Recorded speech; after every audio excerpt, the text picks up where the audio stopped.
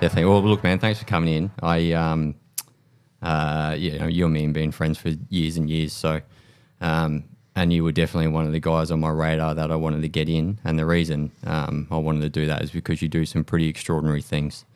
Both with work, life, and your fitness stuff. So, there's a couple of things that I want to talk to you today about. There's some running stuff, there's some cycling stuff, there's some movement stuff, how you sort of all handle that. And then, be a good husband and a father of 2 kids as well and run a business. So I'll probably just jump into it and might read some of your posts there and we'll work through the podcast and see how we go. We've got a couple pots of coffee on and some lion's mane over there to dig into later. So let's do it. Easy, mate. Sounds good. Let's do it. All right. So I'm just going to read one of your posts out. This is what I got up to overnight. Was an experience to say the least. Fell short of 100K, which is always going to eat me away. Chasing hills and some wild weather conditions was certainly humbling. I wanted to get to the point of breaking and see how I responded. Numerous times I had to remind myself that this is what I wanted. There were also many times I felt very alone and a long road back home. Saw some interesting things along the journey and will always be one I remember. Thanks to all the friends and family that sent me messages. Definitely drove me to keep hammering. Now, in this run, you ran 90 Ks, average pace of 6 minute 50 Ks, moving time 10 hours and 18 minutes, about 1,500 worth of elevation. What drives you just to try and run 100K while everyone else is sleeping? Well, that one's it's an interesting one. That was a good couple of years ago. I was doing a fair bit of running and obviously it just kept escalating. So I think I started running when COVID-19 happened. So obviously we lost gyms and I was like, I didn't want to lose my morning routine. And I was like, well, let's just start getting into some running. So it sort of just took off from there. And it was, just, all right, we ran to the end of the Golden Way, which is where I live. And I think it's about a 14K loop. And I was like, wow, that's really far. And then I started doing a little bit more digging. I was like, what else can we do? And then I saw that, what's a marathon? It's 42. I was like, okay, well, how far is the beach from my house? And it was about 30. So I kind of knew that I had to make up a bit of ground with that. Ran all the way to the beach. My whole plan was to do it without stopping. So was this progressively as well? So you just progressively overloaded and kept going further and further, or you just thought, I'm going to start running 30, 40, 50 Ks? It was a little bit progressive. I wouldn't say it was really that well measured. I'm not really that well measured with things. I'm a big advocate for kind of just going out there and seeing what happens. So basically, my whole thing with the marathon was I just didn't want to stop. I wanted to run without stopping. So my fitness level probably wasn't there, but my willpower was. But that's pretty much where it all started. So I did the marathon, got the way down to the beach, didn't stop, felt like stopping lots of times, pissed myself a couple of times because I didn't want to stop. Probably not for the faint-hearted, but that's what happened. And my wife came, picked me up from the beach and took me home, and that's sort of what lit the fire. I was like, okay, well, where are your limits? I did a couple of other big runs, and I think the next one from that was about a 54K run, which I didn't stop for either, and that was with no nutrition plan, which later on I found out that nutrition's actually pretty good. And that's what made me start diving into, okay, what's next? So I was like, okay, I want to do 100, at least 100. That was my goal. Doing a 100K run overnight. I didn't really train specifically. I was going out on the weekends and doing like a half marathon at race pace around Golden Grove in my area, which is really quite hilly. What would be race pace?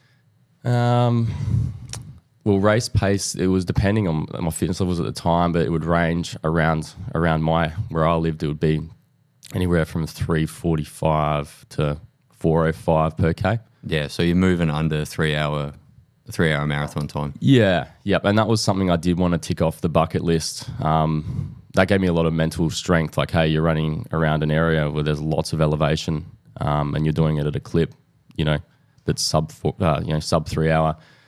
So that gave me a lot of confidence. But as you would obviously know, when you're doing endurance and you're doing ultra, running fast it's not about how fast, it's about how long you can run. So it doesn't directly translate. So I didn't train specifically. I was like, oh, just, go out and do lots of kilometers, but I was still running fast. That was pretty much my undoing. But what happened was I set a date. I didn't tell many people because I didn't want anyone to really know about it.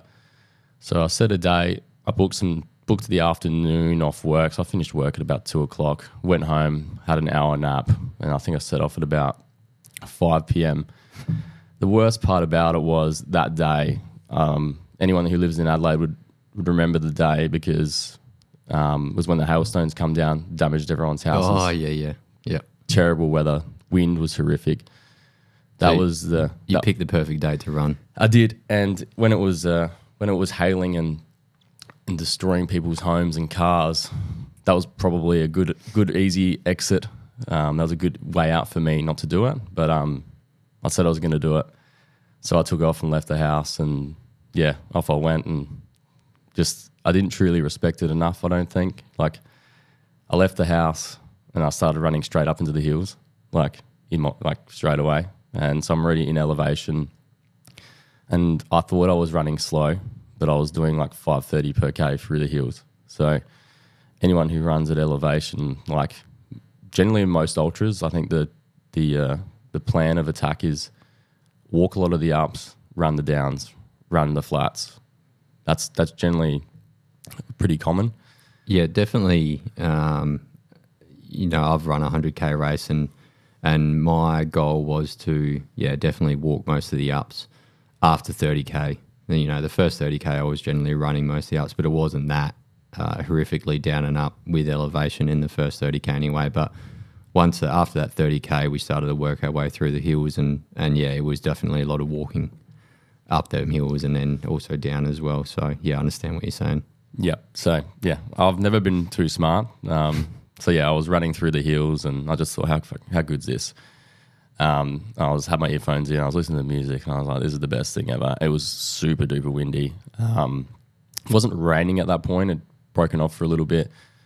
Then it started getting dark. I didn't have a head torch with me, so I left the hills. I started running back down through a park that's called Linear Park, and it started belting down with rain. The wind was so bad there was actually branches falling off of trees. It was just horrific, and I was just definitely crossed my mind like, what the fuck am I doing here? This is silly. I should probably call this off, but I was like, nah, that's not happening. So eventually I kept going, and actually had someone call me when I was out there, because he's seen that I was out there. I actually posted a couple of Instagram stories like, hey, this is what I'm doing. And he's like, dude, what are you doing? Like, why are you out there? Like, dude, it's that is torrential. And I was like, look, man, I just said I was going to do it, and that's what I did. And we just kept trucking with it. But yeah, it was pretty cool, and I have some great memories of it. It probably wasn't the safest or the smartest. Some of the streets had blackouts, so it was completely black, and I'm just running through, and it was very eerie. How many times was your mind telling you maybe just turn around and go home because there's a warm bed at home, there's a wife at home, there's kids in the morning? Did that continuously cross your mind, or were you pretty focused on, no, I'm doing this and I'm not going to be turning back given the weather or whatever situation was in front of you at the time? No, I'm definitely human, and everyone who, those thoughts go through everyone's head. Like the fittest, the best runners, the best of anything, the doubts come in. The thought of quitting comes in. So all those things kept coming through my head, especially one of my friends was going to finish work and come meet me and just pace me for a few Ks, and I was kind of really banking on that mentally. And he was finishing work at around midnight, and I just sent him a screenshot of where I was. At that point, I was down near the beach, and I was running through an area that had a blackout. And he messaged me. He said, "No, I've got another call out. I can't come out." And that was very deflating. So I felt like I reckon the thought of quitting, I really felt about quitting. I think it was about kilometer 60. I was like, started running back, and I was running towards the city, and I seen like a gang of about probably at least 15 got like dudes walking the streets in front of me, probably a couple 100 meters, and I was like, it's probably not a good idea to run past these guys. So I turned around and I started running like south again, and I was like, maybe I should. I knew there was a service station there, and I was like, maybe I should just run to the servo, call my wife, or get the Uber and just call it. Yeah. Do you think maybe it was at that 60K point where you sort of thought to yourself in your head as well, I've got a marathon to run here? I honestly wasn't thinking too much about it. It was more so I actually started getting a bit, as you know, when you get deep into something and you get you're physically tired, you can start, like thinking things in your head. And I was actually starting to get a little bit scared. So I was actually like, like, is it safe to be out here? What if someone jumps me? And this, like, those sorts of things went through my head. Like, I'm not really in a position to defend myself anymore. I've been running for hours. So, the thought of quitting wasn't really there.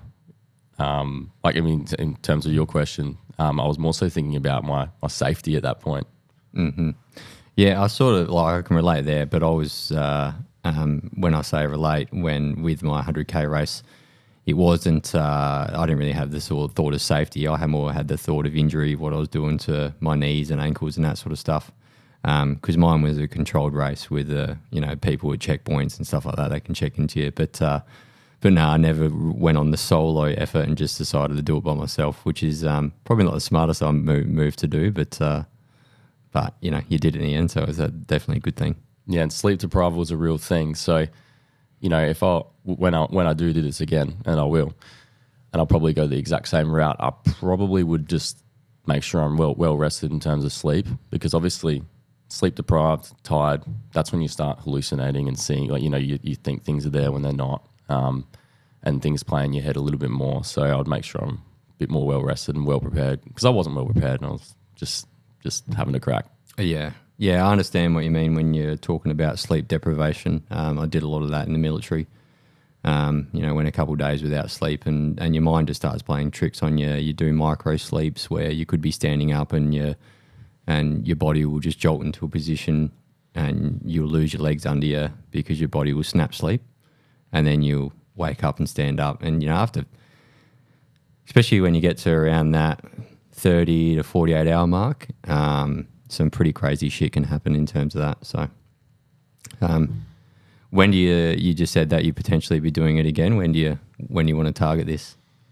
I don't have a specific date, and my whole plan, and this is just purely my mindset, like things just eat away at me. So it's been eating away at me.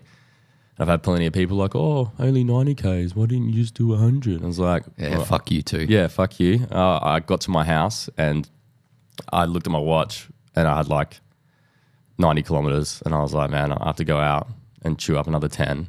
I was just mentally, I checked out. And I've been looking for that for quite a while, looking for that period of where, hey, like, I'm just done. Like, I wanted to find that, and I found it to the point where I was like, I just had enough. That was where I was at. So yeah, I had a lot of people say that. In terms of doing it again, it's all just pending on my health. I would have done it a long time ago. Obviously, as you know, I've had a pretty gnarly injuries that have held me back from doing a lot of things for a good few years. So I would love to be able to attack something like that realistically, hopefully within another 8 or so months. Yep. Yeah, well, look, there's definitely a couple of races you can do with me. They've got the 100K race again in July, and there's a 100-miler next year that I want to try and run in April, May, so you're always welcome to join for them. Always keen, mate. Always keen to be a pacer hype man as well. Yeah. I found that point of breaking for me was when I did back-to-back marathons, and I hit probably K82, and I had 18K to get into the finish line, and it just had gotten dark. It was very cold. It was rainy, and I stopped for about 10, 15 minutes, and my whole body just seized up from there. And trying to get that last 18K in, that was probably one of the more brutal things I've had to endure in terms of physicality. And it was definitely a learning curve as well. Probably at that point in the race when you hit K80, K82, it's starting to get dark. That's probably not the time to stop, especially when you've got 18 Ks to go. How everything just seized up on me that quickly. They say that in these races, everything that you think can go wrong will definitely go wrong. And that probably wasn't one thing that I had on my radar of going wrong. There's a whole bunch of stuff, blisters, nutrition's not right, dehydration, rolling ankle, that sort of stuff. But my body's seizing up because I'm running too late into the night. That was probably one thing that hit me, and it was a bit disappointing because I ran it in about 14 hours, but I was trying to target that 12 hours, and I reckon I ran that last 18K in 2.5, 3 hours. It was more of a brisk walk than anything. So yeah, I understand what you mean by that breaking point. You mentioned just before as well how you've had quite a few struggles in with your body and specifically in terms of your knees and that sort of stuff. I'm just going to read out a post that you did here in May 2022. So dating back to 2014, I've always had a bad knee. Kicking the footy with any sort of power would leave me in pain. After any footy game, I would be generally in pain. Last May, whilst playing, I banged up my knee pretty bad, and this time it really got me. I didn't bother getting an MRI until several attempts while pushing through games until we got to the point I could barely walk. I spent thousands of dollars trying to find a quick solution with no success. Sports doctors, witch doctors, I tried everything. In the end, I was just getting local anaesthetic to train and play the game. But I was a shell of myself every time I ran out there. I then found ATG training, which led me to displaying a small amount of the abilities my knee has in this video. I'm not out of the woods yet and still recovering from bone bruising, but I am stronger and more flexible than I've ever been. We've got a long way ahead. Learning about training the long range, the short range adaptations, and the connective tissue and joints has been a game changer for me. Getting back out in the streets, running and doing everything better before is my goal. Just talk me through, because I know quite a few people that are continuously working through knee problems and have turned to knees over toes guy, me being one of them in particular.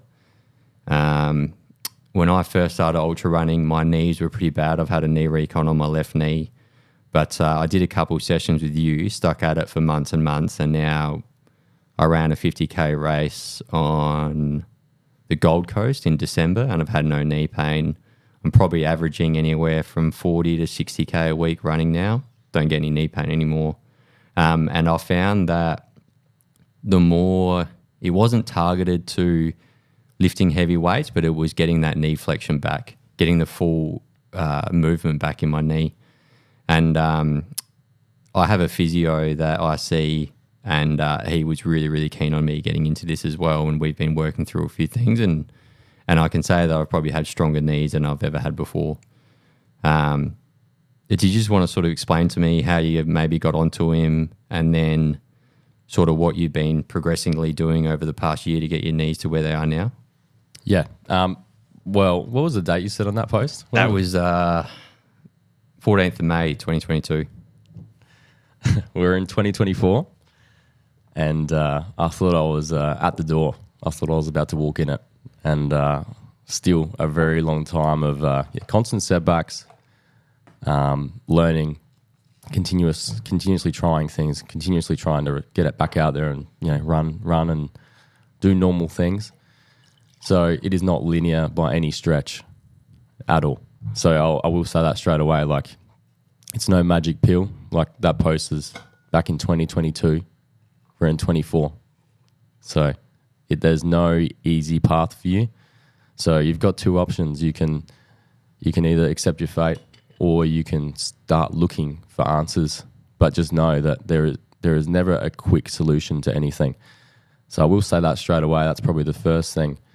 The second thing would be, I'm not a doctor, so any of the advice I give, that's just based on my experience. I'm not a medical professional, but I am someone who's exploring and learning things through my own body. So anything that I say, take it with a grain of salt. Try things for yourself, but obviously always consult a doctor. But I did find, I think we used the same physio at that point. He pushed me to, he just like, oh, start looking into, he's like, oh, just start walking backwards. He's like, a sled would be really good. He's like, get on a slant board and try and get your knees into full range of motion, basically, in terms of like flexing your knees, getting into a full deep range squat. So stuff like that kind of were clues. And I actually also had a friend of mine send me a video of the knees over toes guy, which is Ben Patrick on Instagram. So I had a few people send me that, and I was like, wow, like this guy's story, it almost looks too good to be true. And obviously, as I said, I'd tried everything. So, my bullshit meter was pretty high. Like I wasn't sold. I was like, but I kept digging. I researched everything I could on the guy. I found everything I could, and then I found that they did coaching, and I'd often comment on his stuff, and he'd actually respond. So he seemed genuine. He seemed realistic in what he did. So that gave me confidence. But I ended up getting in the coaching group for his training system, only so I could learn and fix my own issues. So when you talk about coaching group, does that mean you're qualified in what he coaches? I eventually became a certified coach, but in his system. Basically I got in that to learn as much as possible, sponge as much as possible. I think I mentioned another guy who is I think he's a co-founder in that system, Keegan Smith, who's an Australian. So he was a strength and conditioning coach for the Sydney Roosters. He also worked with Sonny Bill Williams one-on-one. So he's a pretty respected coach. So I actually did some calls with him, one-on-one calls with him, and worked with him a little bit. And then eventually I've had quite a few chats with Ben, but only through direct message and stuff like that, and through messenger chats. So actually being able to talk to him and him actually responding to me was awesome. And, dropping messages in this chat with me and all these other coaches, and not only him, but other elite level coaches giving feedback. Like I just became a sponge, and I was like, learn as much as possible. And it just kept me on that path. And as I said, it's never been linear, but the stronger and more range I acquired, the more abilities I had, and all of a sudden, the less my knees hurt. And as I said, it's taken so long just to get back out and even put foot to the pavement. Given my injury history and what I've got, I'm sure we'll dive into that at some point. But it took a very long time. But getting into that system, learning as much as possible and becoming a sponge, it really transformed my knees, as it's obviously done for so many people. And it's not really up for debate, really. Like if, you can hate, there's a lot of people out there who want to discredit and don't like certain things, but results speak for themselves. Definitely. My mum's onto it. She absolutely loves it. She's a massive and real big fan of bushwalking. Done bushwalking all over the world and in Spain and stuff like that. And she has a bushwalking group, and even just getting her to walk backwards on a treadmill has been really, really beneficial for her. She purchased one of them walking backwards. Oh, the backwards treadmill? Yeah. Your mum's got one? Yeah. Really? Yeah. I thought I was... I've got one, and I got one quite a while ago. And I messaged Ben. I was like, I'll be the only person in Australia with one of these. He just wrote about it. Bloody awesome. But it sounds like there's two now. Yeah. I don't think it's arrived yet. Maybe it's in the mail still. But I think she put the purchase order in a couple of weeks ago. So she's looking forward to it coming. The reason that she bought that was because obviously a treadmill was too massive to have in the house. So it was just such a really good option for her to do it. And it was either that or she walked with a sled backwards in the winter, and she's definitely chose that. So I'll probably look forward to it and jump on it where I can. Yeah, well, it's the position that your knees in that position when you're walking backwards. It's a short range movement, and it's a fairly minimal range movement where you're gonna get a stimulus, but not overstimulate to the point, provided there's no, you're not pushing through enormous amounts of pain. You're going to get blood flow into the area, which is going to stimulate healing. So that's the great thing about it. If you've ever walked backwards with any form of resistance, so even walking backwards up a hill, but generally if you put someone on a sled and get them to walk backwards, they're like, holy shit, this is a fucking workout. Yeah, I tell people at the gym just to walk backwards on a treadmill and don't turn it on. And then do that for 10 minutes and then stand off the treadmill. And generally people are quite fatigued after that and their legs are pumping. That's what I do at the start of all my leg sessions is just walk 10 minutes backwards on a treadmill. And it's easy as you can sit there on your phone, you can look around and 10-minute flies. But it's such an important thing for, my knees ability and knee healing. And, just getting that blood flow through for a big leg session and also the amount of running I'm doing a week. I've noticed that has been a really important part of my training. It's almost, so I'll also say this, I'm not it's ATG or it's just nothing. I just think that it's a really good system where you're hitting everything and you're hitting through all ranges. So I think ATG is a really good system. But what it's about is it's about movement. It's about getting a range of motion that's normal because I feel like, unfortunately, given sort of what we do in our day-to-day now, a lot of sitting, a lot of stuff like that, driving around in cars, you lose a lot, and especially with your weight training, you can lose a lot of range of motion, or if you get injured, you lose a lot of range. So it's more so about doing things that will get you into a full range of motion, but then also strengthening those ranges so you're strong there, and that's where the magic is in it. There is nuance to it because if you push too hard, you're going to injure yourself. Like I've injured myself several times. I've had quad tendonitis from overworking it. I think when I tore my adductor going too deep on like it's called a weighted pancake. So you can definitely hurt yourself going too hard, too fast. So it's more about, it teaches you patience. But yeah, it's range training for me. It's about being strong in all positions and not neglecting any area. So I'm always looking at, targeting everything. Yeah, so you talk about every area. So obviously he does more than just knees. The ATG system, they do, it's not just knees, it's everything. So you're doing your lower back, which is quite a neglected area, and you're not also doing your lower back in terms of extension. You're strengthening it in a rounded position as well. So basically it's teaching you to be strong with your back braced, but it's also teaching you to be strong in a rounded position, which is kind of, I would say that's kind of what we've been told, like never pick something up with a rounded back. Yeah, but what if you're strong in that position? If you're strong with it, it's probably not an issue. And that's where common sense comes in to me. Like if you really look at it for what it is, it's pretty much common sense. Like if you squat all the way down and you can get into a full range of motion squat where you're not rounding your back and your hips are forward and your back is engaged, and you can squat all the way down in that position and you get strong in that position, you're going to be more durable. I don't know. For me, it's almost like common sense. If I can put my knee over my toe and then I can slowly build the strength up in that position, my knee's probably going to be a little bit stronger. Yeah, definitely. Look, it's all about it's all about reps, isn't it? You just got to continuously stick at it and continuously play the long game with it. Like you said in this post, there are a lot of witch doctors out there that say you can have this done in X amount of weeks or X amount of months. These things take years to build up a good base to it.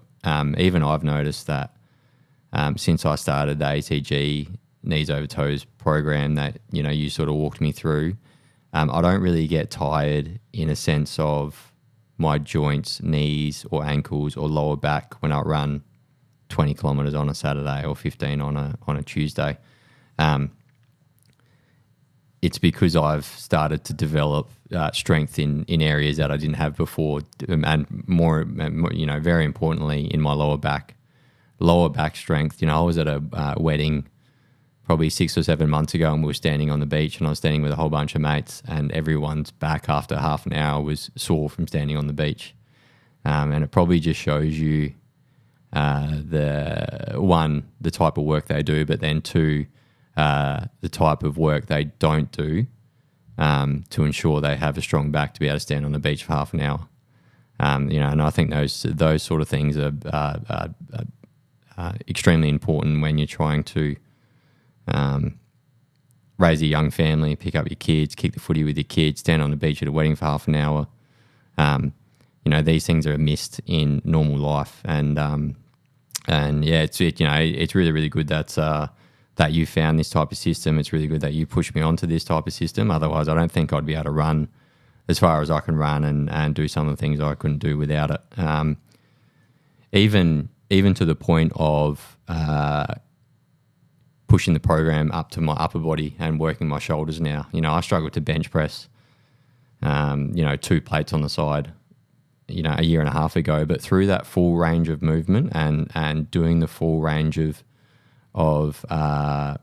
flexibility through the shoulders has seen pretty much all of my shoulder issues go away. I couldn't, especially after the military and getting a shoulder reconstruction, probably 7 or 8 years ago now. Any sort of military press over my head was struggled. Now I don't struggle with any weight anymore through doing a lot of his stuff. So it's not just for knees, it's not just for lower back, it's also for shoulders and everything. So the guy's a bit of a wizard, to be honest, and it's good.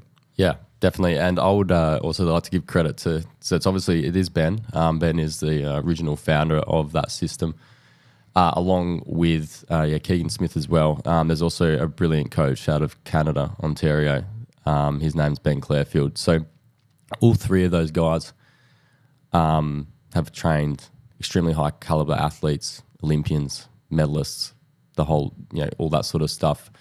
They're all three of them were all mentored by another strength coach. His name was Charles Pollock, and you might have heard of his name. And he's coached, heaps of gold medalists, Olympic gold medalists, silver medalists, all that sort of stuff. So they sort of learnt a lot from him, and they kind of just put the pieces together and built a system. But yeah, Ben's the one you see the most. He's got a really relatable story, but as I said before, my bullshit meter is very high. Like I don't trust many people after all the stuff that I've been told and all the setbacks and all the people out there with quick solutions. So my bullshit meter was pretty high on him, and I've never been able to detect anything other than complete genuine. He's just completely genuine. How much money do you reckon did you waste trying to find a solution when you were in those footy days? I could ask my wife. She'd be mortified. When I did, my last year of footy, I was gonna retire. I had kids, so I was keen to wrap it up. But one of my teammates coached, so I was like, I'm gonna play again. But I'm gonna commit to it. I'm gonna put it more effort in this year. I'm going to train more footy oriented. I'm going to dedicate myself more to footy, which did pay off. I was still doing a ton of running and doing football stuff, working with one of my teammates, and me and him were kind of just sharpening each other up. I was getting him into running. He was working with me on my skills, and it paid off. I was playing really well. And I think it said in that post earlier, I just woke up and couldn't walk at all. I was like, what the fuck has happened? I've gone from running, playing footy and running 40 Ks a week on top. So I couldn't even walk. Was this after footy games on a Sunday morning? Yeah, but I specifically woke up after one game and I was like, what the fuck has happened? My knees, I can't walk. I literally couldn't even walk. Was it swollen? Or yeah, it was blown. It was blown up completely, I couldn't even walk, and it just felt like something was just broken.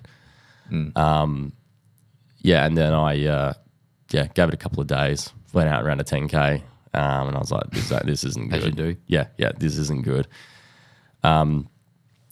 So basically we're in the midst of a footy season. We're undefeated, so I was just looking like, all right, how can I fix this now? I need to fix this as quickly as possible so I can get back out there. And I was playing good footy, so I didn't want to miss, and I was really enjoying it. So I didn't want to miss any of it. I had to miss a couple. We had I think we had a game going into a bye, and I was like, all right. My coach was like, man, just have it off. Sort yourself out. You're going to have a good 3 weeks. So I went and got my knee drained, the old drain, the cortisone, all that sort of stuff. He's like, oh, you should be feeling heaps better.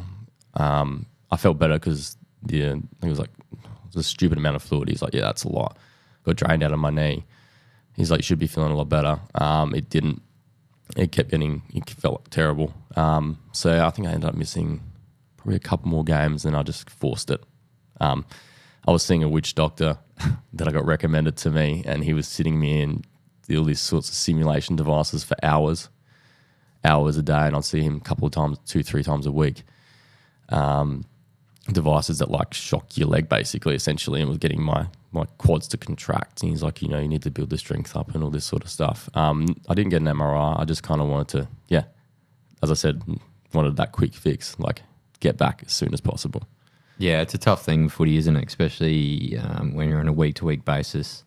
You're undefeated, you know what's coming, and you want to be right for the good end of the season. Yeah, exactly. So I forced it back, and I managed to be able to string a few good games together, even still severely compromised. But something was happening with my knee. It felt terrible, but it would click out of place. That's how I could describe it. So it'd be like something would go clunk, and then when I just swing it back and forwards, it'd be like clunk, clunk, clunk, clunk, clunk, like really loud, and then. So that's obviously setting alarm bells off in your head straight away. Yeah, it was. I was like, what the fuck is going on? And yeah, it sounded horrific. Like it was like clunk, clunk, clunk, like really loud. And then eventually it would go away. And I ended up figuring out that the only way I could get it to go back like into place was getting into what we call a split squat. Yeah. So I'd get into a deep split squat, which is actually an ATG movement, but it's just a movement in general, where you basically push your knee over your toe. Your back leg is completely extended. So you're basically lengthening your hip flexor, pushing your front knee over your toe, and that would get it back into place. So like I'd be at work and it's gone out again, and then I'd just get on my knee and get into a split squat.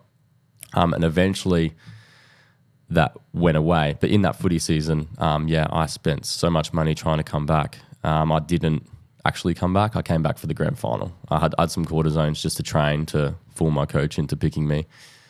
I had cortisones to train. I had cortisones to play. I had a cortisone to play in the grand final, but I got it so early that it wore off within the first quarter, and then I was severely compromised. Is there any type of long-term damage that these continuous cortisones can do to your knee? Well, that was local. I'm not sure if I said cortisone. You said cortisone. Did I? Yeah, okay, I'm sorry. Yeah, so I was having local anesthetic to play. Okay, yeah. So local cortisones are like, I think cortisones are a bad idea. Like for immediate pain and relief, I think that's fine. But long-term effects of them, there are studies that show that they do. There has been some studies that show that they cause cartilage damage. So damage to your cartilage long-term. So I don't think cortisones are great ideas, but as a footy player, you're trying to do what you can to get back. But no, I was having local anesthetic. So local anesthetic, I think most people are aware of what that is. I was having local anesthetic to train to get through that week, and I had local to play in the grand final. But so you just go to the physio or a nurse or a doctor to get this? Yeah, I went to a sports doctor, and he was giving me local because he knew. I was like, hey mate, like this is my grand final. Like, this is the situation. This is what I need to do for the next 6 weeks. Exactly. So yeah, I had the local, but the problem was when I was having local, in the grand final, it wore off in the first quarter, halfway through. And then I was so compromised that I was obviously running differently. My gait was just jacked. So I actually did strain my calf in the same leg. And I played the whole game with my knees just shattered. I couldn't even kick. Like people always gave me shit for kicking short anyway, but I could not kick because my leg it was agonizing, and I'd done my calf. But I just wanted to be a part of it. I was still asking my teammates to get out of the midfield so I could run through there. But he was like, mate, you can barely even walk. Yeah. Well, man, it looks like, and just scrolling through your Instagram and I'm a good mate of yours, so I know what you're doing, I know where you've been, and the stuff that you're doing on a bike now, and you're getting back into running now, aren't you? Yeah, so I've had as I said, it's never been linear. I've been trying to come back to running this Wednesday will be 2 years since I woke up and I couldn't walk. So I've been trying to come back for 2 years. So how many attempts have I had at trying to return to running? How many times people are like, oh, how's your knee going? You back, are you? You back running them? Nope. Or I tried, setback. But this time around, I've been running for probably about 6 weeks. So my goal is to run for 6 months, like consistently, which is and doing fairly low mileage. So what is your load at the moment in terms of miles or Ks? We'll go into Ks for the seeing as we're in Australia. But I'm doing about 30 kilometers a week now, and that's a sweet spot for me. But I found obviously reducing cadence in terms of running slow and doing easier runs.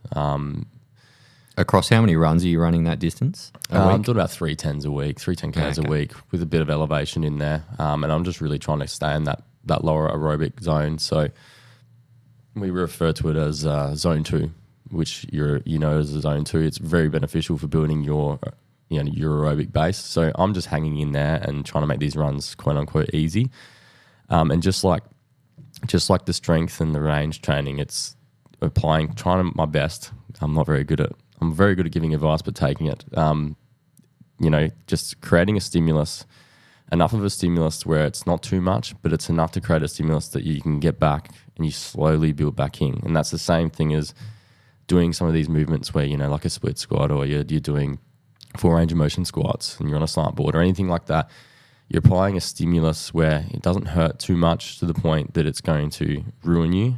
You want to be able to create that stimulus to the point that you can recover, and over time, over compounding time, which it could be months, it could be years, your body is more stronger and more adaptive to it. So I'm applying the same sort of common sense to my runs now. So doing my best to respect, hey, as you would obviously know, it's so hard to just battle your ego. You just want to go out. I just want to go out and run.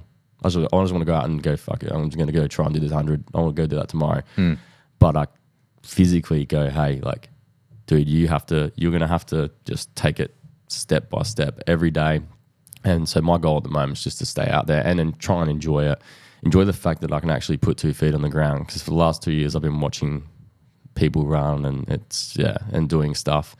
And, I haven't even been able to run down the street with my kids, literally, because it would wipe me for a week. So, just taking it as slow as I can and trying to be respectful with it. Yeah, definitely.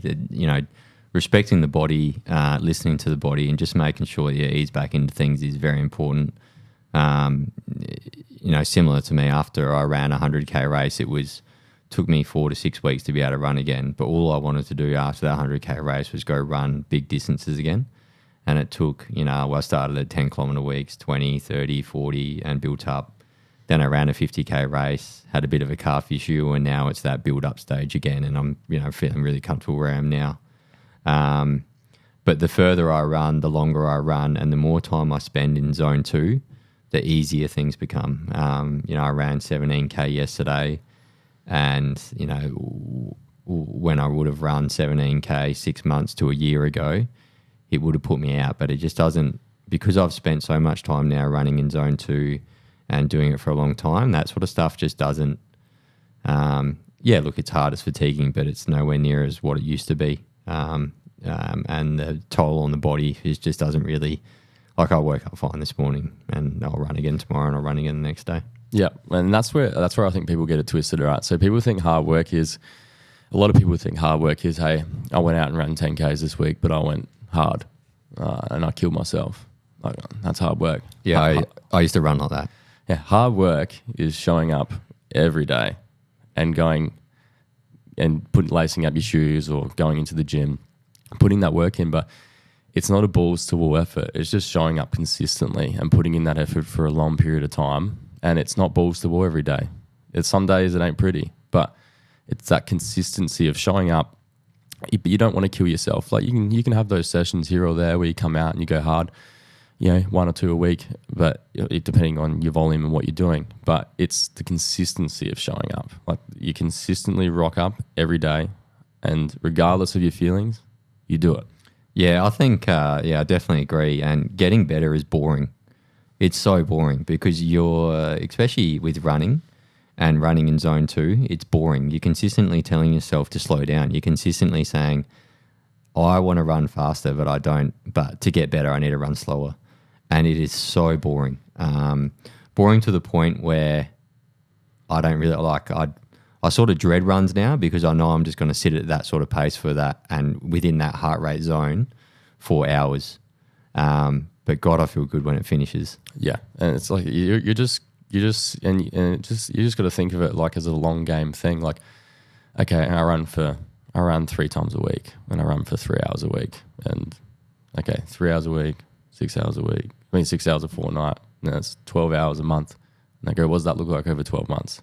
Then what do you look like over 12 months? That's the way I've learned to think about things. Like, and this injury has taught me the most patience in terms of not just rocking up and, hey, I want to be able to do a Nordic curl. Like, what do I need to do to get to that? I want that now. Like, no, it's going to take you. It might take you 12 months. It might take you 14 months to get your first. And understanding that, but just rocking up every day, and regardless of the situation, regardless of anything else, you just keep putting that effort in, and that's what matters the most. Like, I spent a lot of time messing around with a few calisthenics movements. Do a lot of handstand stuff, messing around on that sort of stuff, and some of the stuff that I'm chasing and want to do long term, I'm thinking about I might get there in 4 or 5 years, but that's the game. Like, it's not, I want this now. And the world that we're in, we're all so impatient. I'm impatient. I want everything. I want to be able to do that tomorrow too. But just understanding, it's going to be a long ass road, and you stay the course. And that's what matters. Yeah, definitely. That's the one thing I've learned about running as well, is getting better takes time. And it's just time, and it's, your feet pounding the pavement for months and months for you to see any real results. My zone 2 running went significantly better within a 3 to 4 month period, and now I've plateaued, and I might be getting better once every few months, but you just got to continuously do it. And obviously it's good for you as well, so it's great. But talking about things that are good for you, you're pretty big on recovery as well, aren't you? Especially with stuff like ice baths and stretching and that. And I just want to read out a post you did about ice baths here and the cold plunges. So, day 69, water temp, -1 degree Celsius. Why so early? Quite a few reasons. It's not convenient sitting here this early in the morning. It's not convenient to run or train this early either. That's why I do it. It adds another level of uncomfortable things, another challenge. I used to have a lot of excuses as to why I couldn't do things. I don't have time, having kids, running a business. Getting up early gives me hours to myself, which I can use. Having your own time is super important to your mental health. You need to make time for that. It also gives me more time to spend with my family and be present. Like anything, being consistent is key. Get your work done early and enjoy the benefits of feeling great throughout the day. It's a quote from Cameron Haynes. Nobody cares, work harder.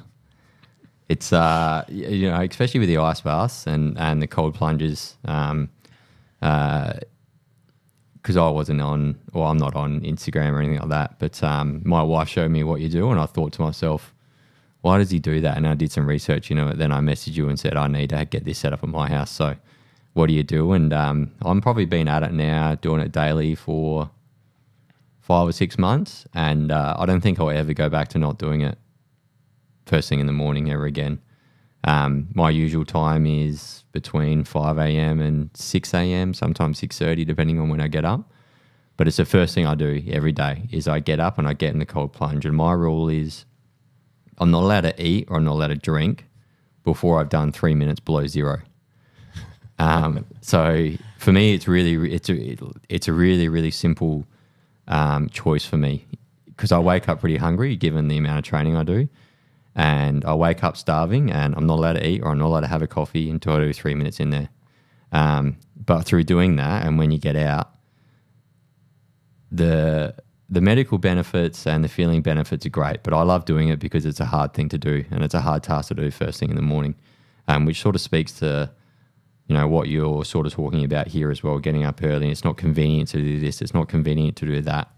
And it's the importance of doing uncomfortable things, because I think through doing uncomfortable things, and I'm quoting Joe Rogan here, but by doing stuff that's tough and hard, I think it makes the regular life less stressful. I think it makes everything. So it's the first thing I get up to in the morning, and I think to myself, it's a hard task done. I'm finished. Now I can start my day. what's your sort of thoughts on the ice bath? Why do you do it?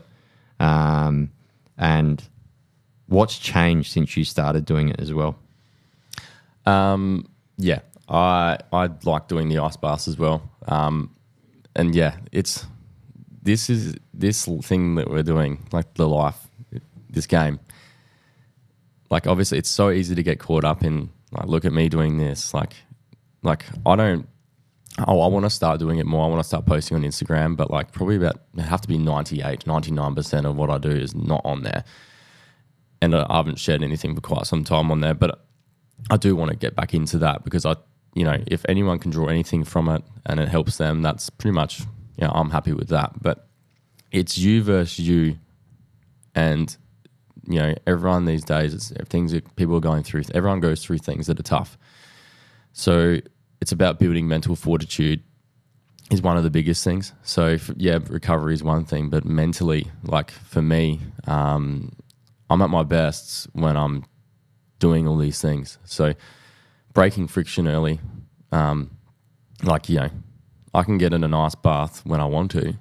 Cool. Like, I feel like getting in there now, but I don't ever really want to get in there ever when I first get up. Like, I don't really want to get in there at 4 a.m. It's the furthest thing from your mind. I fucking hate it. I absolutely hate it. I wake up and I'm like, fuck. And I walk in there and I look at the temp and I'm like, what's the temp today? And because it's, it's set at 0, but there's like a 2-degree dead band, so it could go either way. And I look at it, I'm like, fuck. Like most days, I'm like, fuck. But it's friction. And it took me a long time to realize it. And actually, it started for me was getting up early. That was the first step, breaking in terms of, that probably really changed things a lot for me. Because as soon as I had kids, I had to make a decision and a business. They were my two outs. So I don't have time to go exercise. But getting up early left those excuses out. What is your usual wake up time? Generally, because here it says you're doing your ice bath at 3:56 a.m. So it depends. And like I said, this ain't for everyone. You got to find what works for you. And I don't think I'm better than anyone. I'm not here to say or do that. I'm just doing things for me and what keeps me sharp. And especially in a world that's, everyone's battling a lot of things. If I can help anyone, I'm super grateful to be able to help anyone out. Someone draws inspiration from it. But I usually get up at about... my alarm goes off at 3:38, my first one. It's on my watch and it vibrates, and I have a couple of alarms set just in case, because it's quite easy just to hit it without even realizing, because it just vibrates. But that's usually it's 3:38. But if I have something come up that's going to interfere with what I'm doing, I'll go earlier. And when's your usual bedtime? Generally, it's probably around about 9:30. So you're sleeping roughly, 6-7 hours a night? Yeah, and sometimes I'll fall asleep. I'll go to bed at like 8:30, but it really depends. But you've got to find out what works for you. Like what I do might not work for you, so you've got to find what works for you. And as I said before, like if you want to get to a point, like in doing these things, where you've built so much momentum in doing them that when you don't do them, it makes you feel like sick. Like there's a voice in your head that's like, man, you need to fucking get back doing what you need to do. Like if you miss something. So that's what I said before. I definitely hear when you're talking about, it sort of digs away at you. When I was missing a couple and skipping a couple early, I just made the rule to myself, you're not allowed to eat now until you do it. And then after I made that rule, it's been every day since. Well, every day I've been in Adelaide since. Because me and my wife go on holidays and stuff like that. But since I made that rule, that was the deal breaker for me. Yeah. And it's zero compromise. You're making that promise to yourself. You get up, you get in there, you break that friction, and that's like a good step in the right direction. And I said before, if I have something that's coming on and it's going to interfere, I'll just get up earlier. Like I've been in there at 2. I've been in there at 2:30. I was on my bike last week at 2:40 because it means that much to me. And when things mean that much to you, you do them. And it's funny, it's got to get to a point where it means that much to you. And how it becomes like that is you build a lot of momentum in doing those things consistently every day. So the ice bath is a great way to break friction.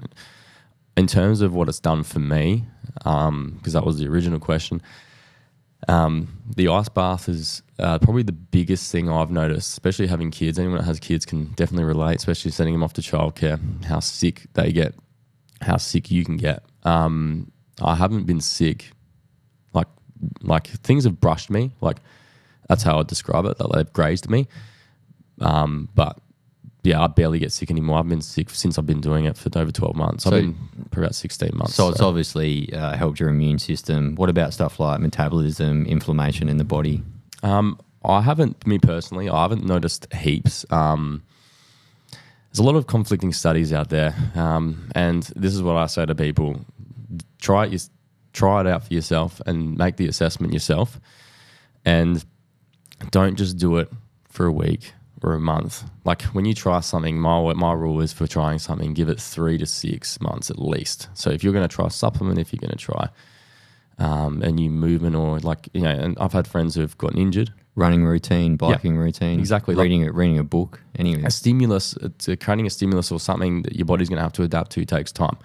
So do something. If you're going to do it with intent, but do it for a lot longer than what most people do things. Like one of my mates got injured and he said he's hurt his leg. And I said, try these few things, take your time with it, make sure you're not pushing too hard.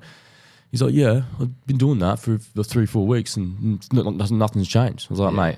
3-4 months you need to be doing it for. Try a bit longer than that.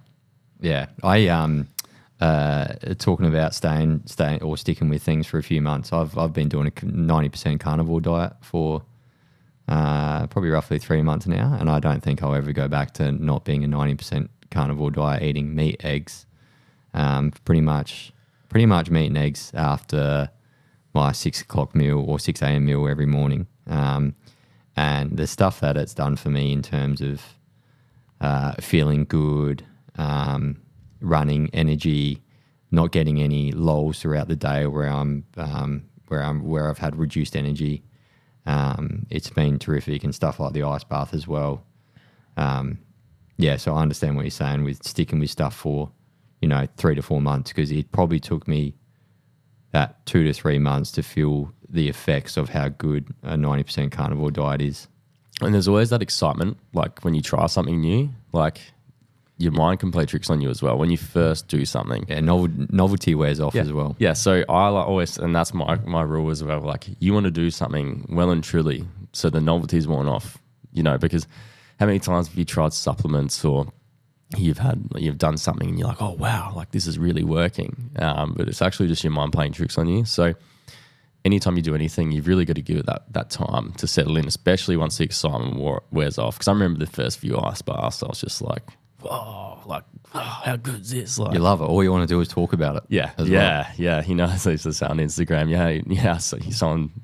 Someone does an ice bath because they fucking tell you about it. Yeah.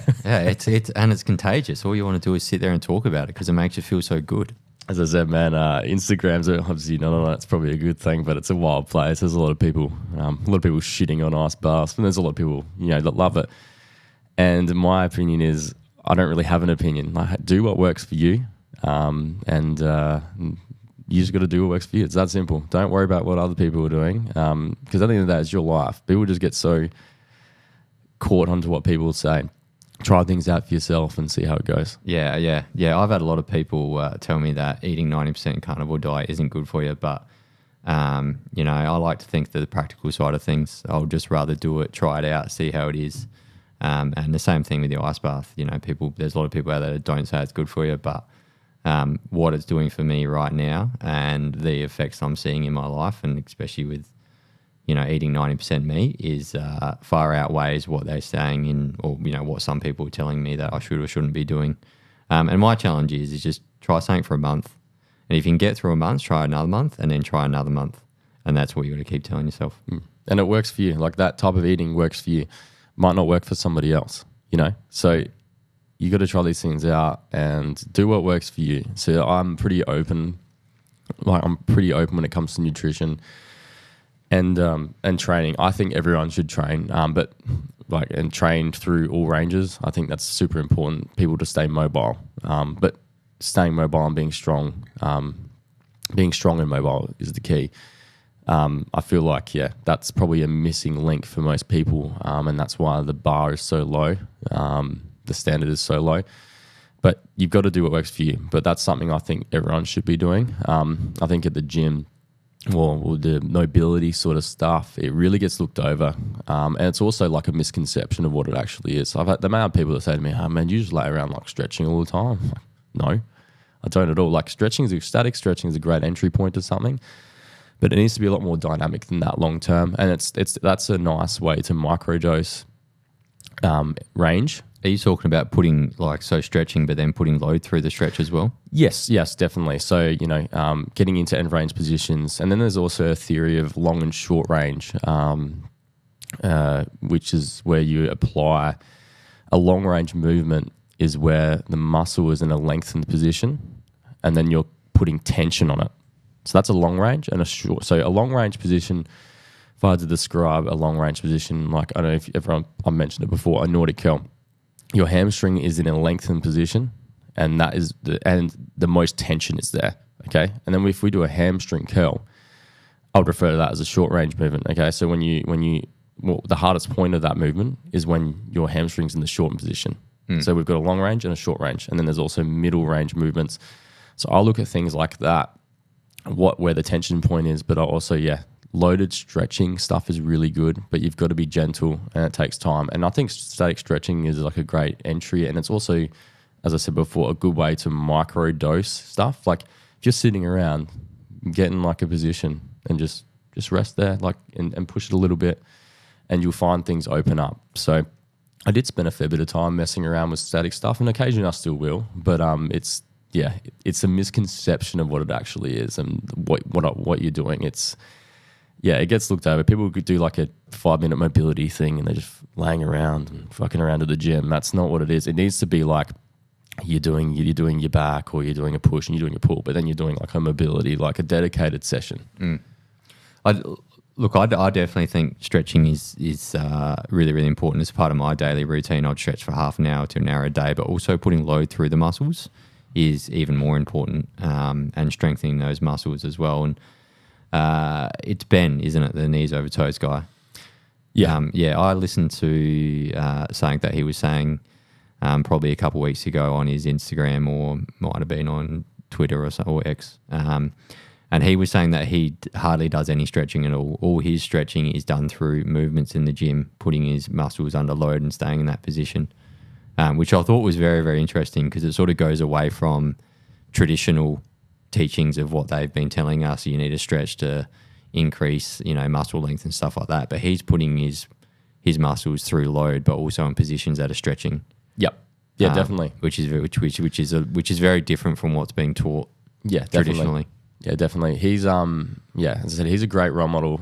He's a good person to follow and look into. But yeah, I'm actually the same. Like I don't do heaps of static stuff as I used to.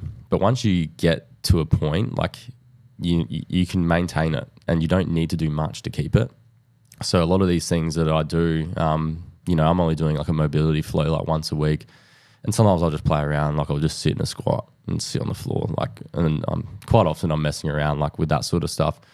But yeah, I only do a mobility flow like once a week, where I'm doing a bunch of various movements, some loaded, some not, and I keep my flexibility. So yeah, there's some people out there that can do some wild shit, especially on Instagram. Once you get in the algorithm, you get into the algorithm of these types of people, which obviously I got into because that's all I was researching.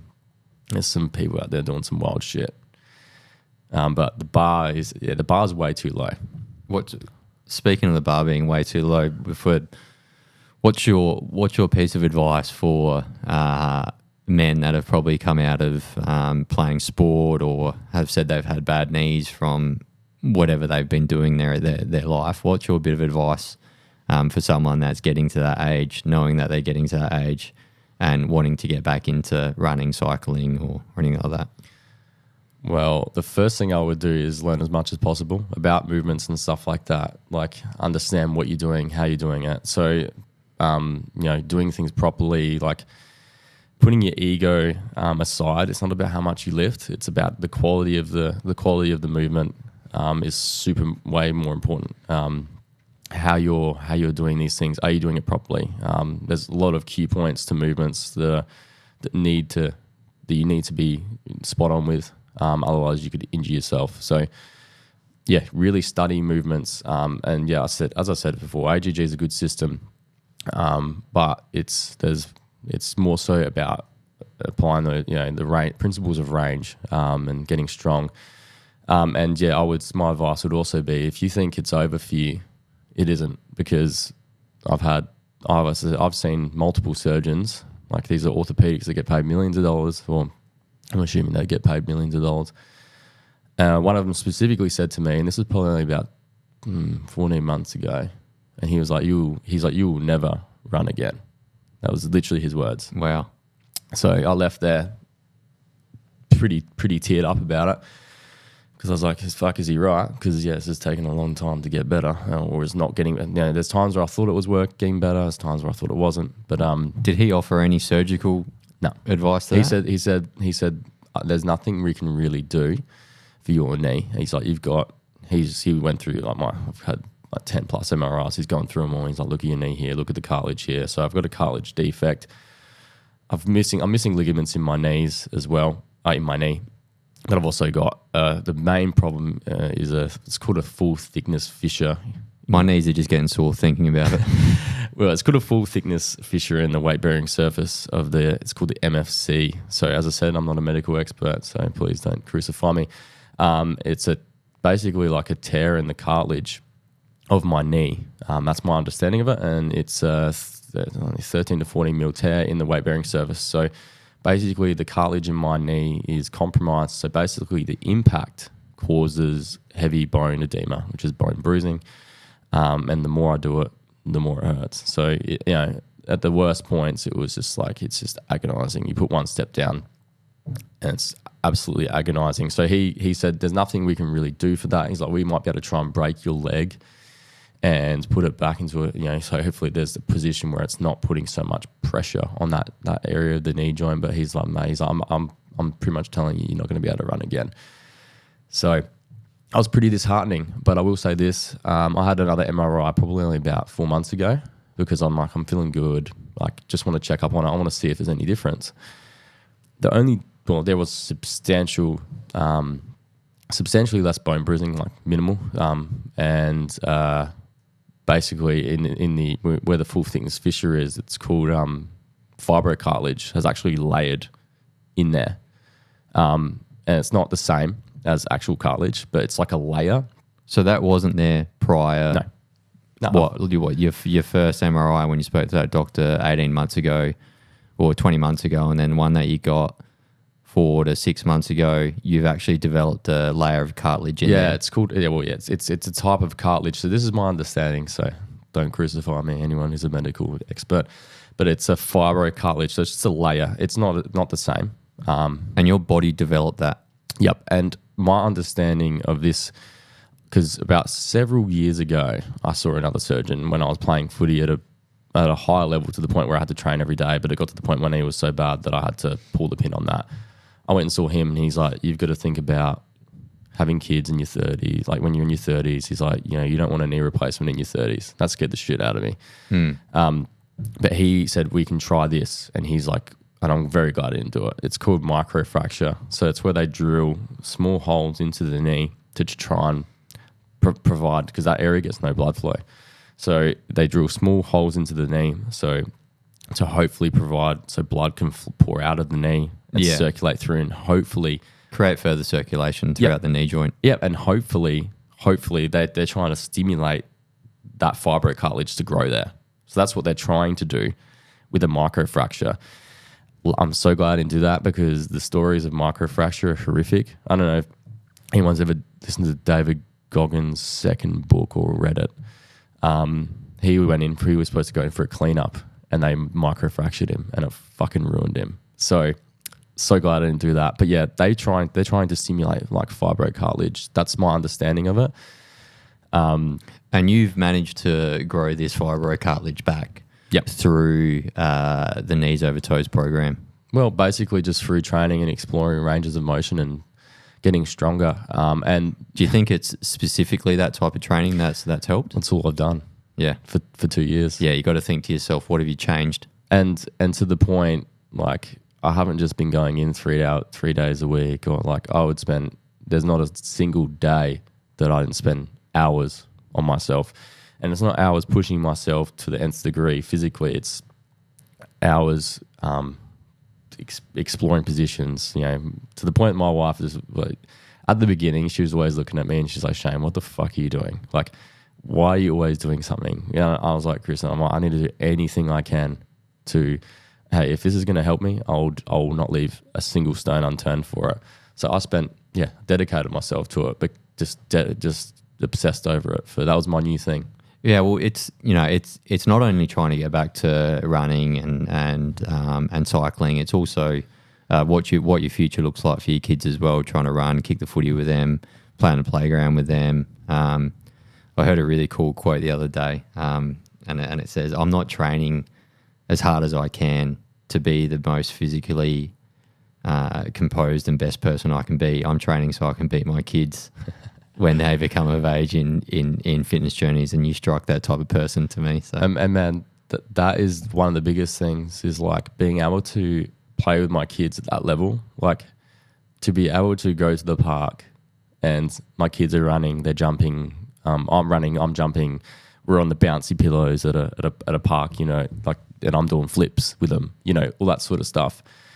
I'm a kid at nature, like, in terms of like, I love messing around and doing things. Like, we're literally at the park with my kids the other day, and they're running around the park and jumping. Oh no, I'm doing cartwheels and handspring and trying backflips. I'm a kid at nature, so to be able to have that with my kids and be able to play with them, like, that was one of the biggest things. Like, it broke my heart when I was that injured that I couldn't even like. So basically, I would literally, if my son would ask me to do something at the time, I'd be thinking, how much is this gonna fuck me up? Like, how much is this gonna hurt me? Because that's to the point that it was at. Yep.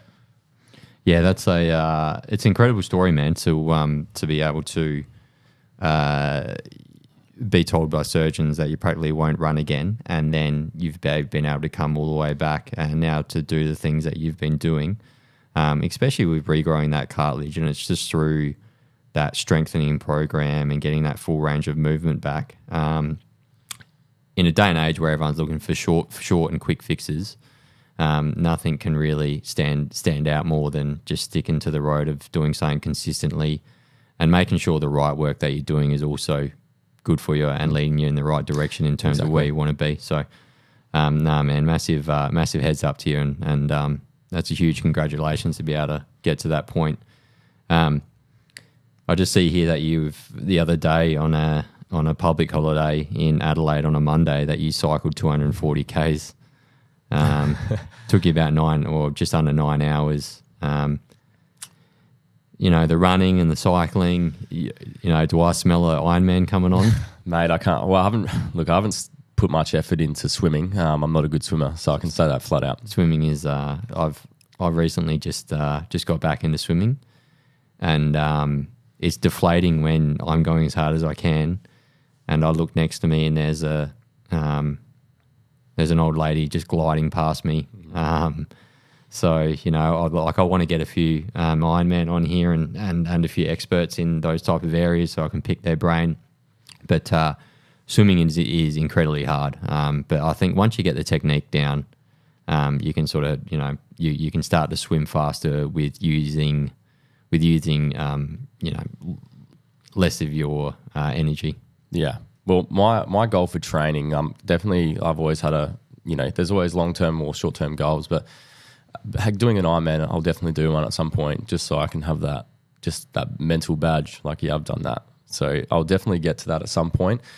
I got stuck into the bike, and there's levels to every game. There's supreme levels. So, I spent about, I just got back from a trip with my family, and I was like, all right, knees holding up pretty well now. I'm going to start dialing it up on my bike, and we'll see how the knee responds. So I was like, all right, I'm just going to do 8 weeks. I'm going to ride every single day without compromise. So that was the deal. And I started off riding, and in typical fashion, instead of just going, oh yeah, I'll just do a ride here and there and not go too crazy, it just was like, oh, you rode 300 Ks this week. Oh, okay, wonder if I can run 400, and I'm ridden 400. I'm like, oh, okay, what does 450 feel like? And then what does 550 look like? And, you know, I kept chasing and chasing over this stretch. You know, and then I was like, oh, what does, you know, I got to 550. I was like, you know, how much elevation can I tack onto that? You know, how many thousands of meters of elevation can I tack onto that? So it just became like an obsessive challenge, which led me to the point that, yeah, and then all of a sudden I've got a decent base. Well, and I will say that this is a decent base for me. On a bike, like, these guys are freaks. Like, I'm a decent cyclist to an average person, but these guys they blow you out the water. Well, there's some definite savages out there. Oh man, these guys, like, they weigh 10 kilos lighter and they can put out double the, I don't know, for some people double the power for, you know, for hours and hours. But yeah, I just said, I was like, oh, you know, spoke to a friend of mine about doing Victor. We've talked about it in the past, and I was just like, oh, like, I was like, like, it was like a week. It was just sitting in my head. For a while, I was like, oh, you know, what do you want to? I'm feeling pretty confident on the bike after all this, you know, all this work. Be good to do. I reckon I could do Victor. Like, it's only 200 and something ish. I reckon I can definitely do that. Like, man, if you're doing 550, 450 a week, what's 200 on a bike, like, in a single session? And I was doing a lot of 140, 150k rides. So, yeah, I ended up doing it on a public holiday, and I left at about 4:30. Maps, I didn't have a plan. Again, I haven't obviously learnt my lesson from planning these long events on my own. Yeah, maps took me, tried to take me on dirt roads. So I got stuck. I was getting lost in the middle of nowhere, and it's pitch black. Yeah. And I'm fucking, you know. A lot of fun. Yeah, it was fun, but also getting lost is not fun. Also, it was pretty dangerous. Like, I wouldn't do, like, there's actually a certain way that cyclists do go to Victor, and obviously I didn't do my research enough to know this. But cars going past you at 100 plus clicks an hour with caravans on the back isn't very fun. I actually had a caravan. Hopefully my wife doesn't listen to this and listens this deep into it, because I haven't told her, because she probably won't let me go out again. But a caravan actually clipped me on my way back. Literally hit me. Clipped as in, yeah, what I'm thinking. Yeah, knocked the side of me, like, literally smacked my shoulder and my arm, and it like flung. And obviously I started swearing. What, did it just get a piece of your elbow? Or? Yeah, he hit the side of my arm, like, bang, and then it just, like, smacked my wrist. Yeah, right. Scared the shit out of me. And that was at the point. I was already, you know. Could have been good night for Shano. Man, I was like, fuck, man, like, why do you keep doing this shit on your own?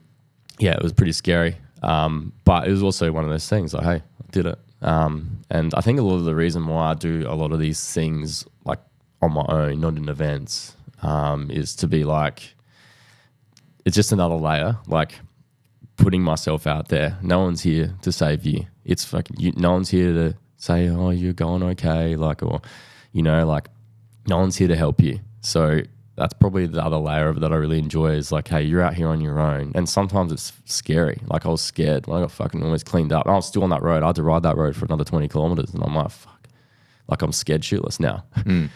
But that's part of it. And every time I feel like I'm going to have this, like, massive monumental, like, feeling of accomplishment when I do it, it actually it's like, oh, it's just another thing. Right, well, what's next? Like, you kind of never fulfilled. You're constantly chasing. All right, what's that? And that's unfortunately, I don't know if everyone has this problem, but for me, it's always, all right, now what's next? Like, what are we doing next? Yeah. I think, yeah, and you know, when you're talking about doing stuff by yourself, and like, I'm a massive advocate for that as well. I don't really enjoy training with other people or running with other people or stuff like that. I just enjoy running without music and doing stuff and being in your own thought and minds the entire time. And I'm a little bit the same, just thinking sort of, you know, what's next? What can I do next? After I finish a few ultra marathons, I always generally look at the card to see where I can do another one, and work towards that. Have you got any bigger rides planned?